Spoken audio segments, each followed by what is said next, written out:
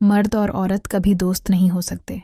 कभी अपनी माँ का कोई दोस्त घर आते देखा है? बर्दाश्त होता है? आज के समय में यह बात सुनकर बहुत लोग नाराज हो जाते हैं।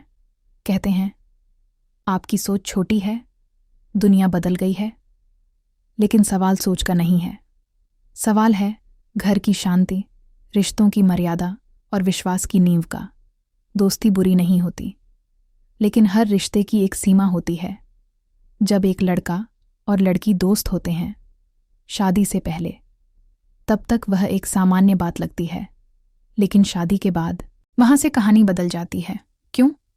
क्योंकि शादी के बाद दो लोग नहीं रहते, एक परिवार बनता है। जिम्मेदारियां जुड़ती हैं, विश्वास जुड़ता है, और उसी विश्वास के बीच अगर दोस्त नाम का तीसरा व्यक्ति बार बार आने लगे तो दिक्कत शुरू होती है। समस्या दोस्ती में नहीं है, समस्या है भावनात्मक नज़दीकियों में। आजकल हम कहते हैं हम सिर्फ दोस्त हैं, लेकिन क्या यह बात आपका पति, आपकी पत्नी दिल से स्वीकार कर पाते हैं? अगर आपकी पत्नी का कोई पुरुष दोस्त रोज फोन करे, रोज मैसेज करे, रोज मिलने की कोशिश करे, तो क्या आपको सच में फर्क नहीं पड़ेगा?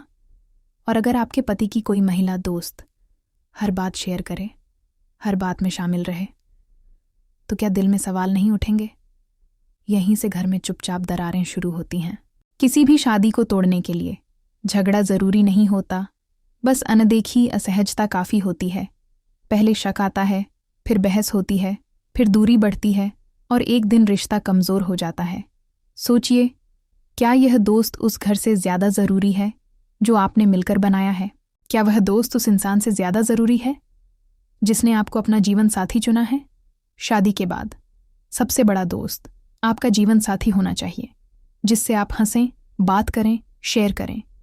अगर वह जगह कोई तीसरा ले रहा है तो यह दोस्ती नहीं, यह रिश्ते की सीमा पार करना है। घर बचाना है तो कुछ चीज़ें छोड़नी पड़ती हैं।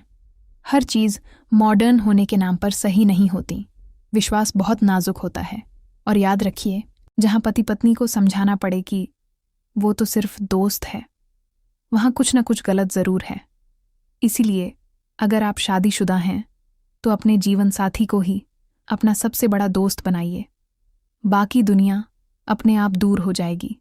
घर बचेगा, रिश्ता मजबूत रहेगा, और मन शांत रहेगा।